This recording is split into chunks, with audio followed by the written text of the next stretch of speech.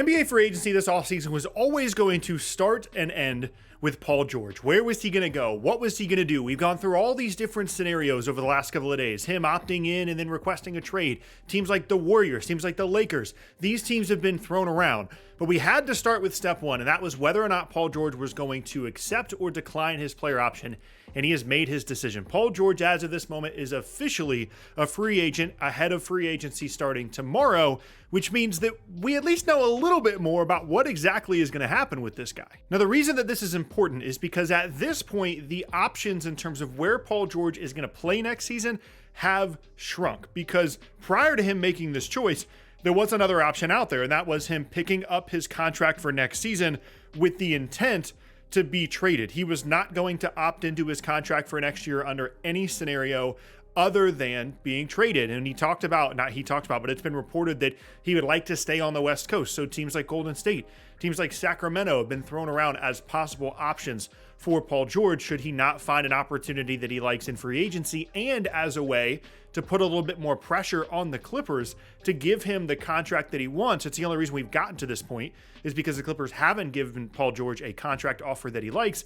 And that opt-in and trade scenario felt very real. It was going to be difficult to actually make happen because it's just a complicated situation where the Clippers have to work on trades. Then Paul George opts into his contract and then they actually make that trade happen. But now we move forward with Paul George as a full 100% complete unrestricted free agent. He can technically sign anywhere he wants to. Obviously, in terms of teams out there with cap space to sign Paul George to what will presumably be a 3 or a 4 year max, his options are more limited. Orlando, San Antonio, and primarily Philadelphia. Those are the teams on the list right now for Paul George in terms of teams, I should say, that can actually offer him that full max. The only reason this has gotten to this point is because the Clippers have not been willing to give Paul George a 4-year full max. And even throughout the day today, there are reports that even with the possible scenario of him opting into his contract and then wanting to be traded somewhere else, or him potentially leaving in free agency, they haven't felt pressured to this point to offer him the 4-year full max. So now he's going to have some options. And before we get into what I think is actually going to happen, predictions, stuff like that, it's important to understand why exactly this is a big deal. The entire free agency market is essentially waiting on what Paul George decides, because these teams that do have cap space, Oklahoma City, although they don't have the full max, does have a lot of cap space. Orlando, San Antonio, Philadelphia, a handful of other teams, they're all waiting to see if they can either get Paul George or see what team gets him, because there are other players out there, players like Kentavious Caldwell-Pope, players like Klay Thompson, that fill not similar roles necessarily as Paul George, but fill similar spots on your roster.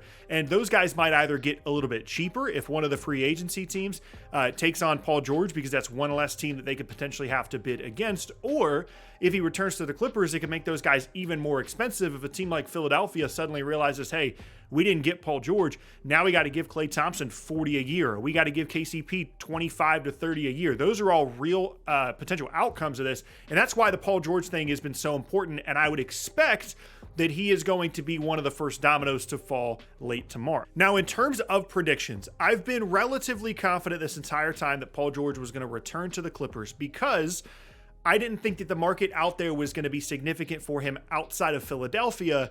And over the last few days, although there's been conflicting reports, it doesn't seem like they are necessarily going all in on Paul George. They wanted to try and maybe make a run at someone like OG Anunoby first.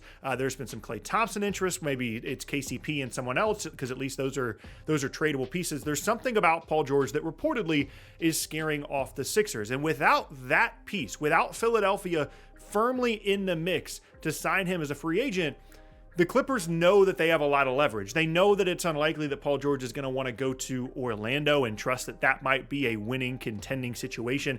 And certainly it's a question mark whether he would want to go to a team like San Antonio. And apart from those teams, he'd have to take a pay cut to go to OKC. And the whole reason that he wants to leave the Clippers, or potentially would leave the Clippers in the first place, is because of a contract issue. So taking a pay cut to go to OKC doesn't seem realistic. So I've been confident this whole time it's probably going to be the Clippers, just because there's a lack of leverage out there. It's kind of like the James Harden situation last offseason, where he had the option to opt out of his contract, but then didn't, because the team that he thought was going to be his leverage in getting a contract, Houston, suddenly didn't want him anymore. And there's a lot of parallels here where there's one team out there that can really put the pressure on the incumbent team. In that case, it was Philadelphia.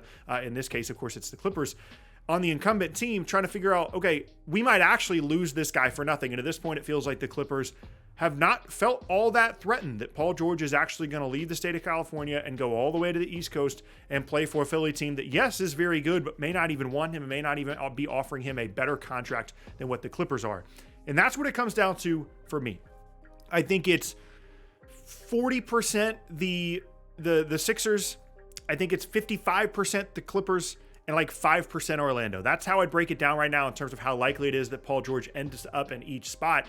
And that 40% for Philly, that all depends on, one, whether they want him, and two, whether they're willing to offer him a 4-year full max. I said this in a previous video. If the Philadelphia 76ers go into free agency, they go to Paul George and say, hey, here is a full 4-year max contract, I think he's a 76er. The question is whether they're going to be willing to do that. And if they were willing to do that, and if Clippers thought that was a possibility, they probably would have been a little bit more desperate to bring back Paul George, which is why ultimately I do think he's going to stay with the Clippers. Now, if I was in Philadelphia's shoes and I'm dealing with an aging Joel Embiid, who's still an MVP caliber player and trying to add a significant piece this offseason, I'd be willing to give Paul George the full 4-year max if it meant getting him away from the Clippers, because my other options in free agency include some of the guys we've already talked about. Malik Monk is gone, so we're looking at KCP, Klay Thompson, handful of other guys just kind of patching these contracts together. And that's just going to be a tough sell, not only to the fans, but to Embiid, trying to put together what's supposed to be a contending team next year, adding, Klay Thompson, KCP, like one of those guys and a couple of other pieces, rather than bringing in someone like Paul George. And at the end of the day, this whole situation might just be leverage for PG to try and get the best contract he can from the Clippers. He might have no intention of actually leaving. He's just opting out so that he can get the best deal from them, and he's trying to use Philadelphia as leverage. That's absolutely a possibility. And if there was another team, like if for whatever reason the Lakers or the Warriors or the Kings had cap space to be able to sign Paul George, I think it'd be much more likely that he would have already had a contract to stay with the Clippers, because they would have actually felt pressured to retain him. However, under the scenario in which the Clippers actually lose Paul George for nothing, they go through this entire situation, they play hardball with him, they don't want to give him the full contract that he wants, they don't facilitate the opt-in and trade, and they lose Paul George for nothing. Keep in mind, they still have to sign James Harden this offseason as well. It would be, say what you want about 34-year-old Paul George, having to give him the full max, all this stuff.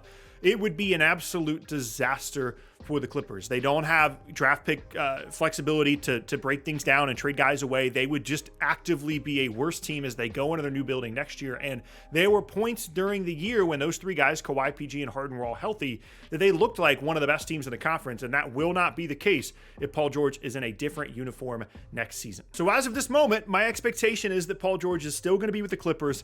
But if he does sign with the Sixers, that's obviously a massive deal. And that's going to be the first domino effect here of what's going to happen the rest of the way. If we start free agency tomorrow and the Sixers sign KCP or Klay Thompson to $25 million a year deal, or even, in excess of that, that basically means that Paul George is staying. Until Philadelphia has used up their cap space, Paul George leaving the Clippers is a real possibility. Once they do, he's lost all leverage. So this is a dangerous game for the Clippers, potentially losing him. It's also a dangerous game for Paul George in terms of trying to get that full contract. And I honestly thought the opt-in and trade scenario would be a little bit more likely at this point, because it seems like Philadelphia is just out on Paul George. But now we wait and see exactly who is ready to step up and give this guy a big contract.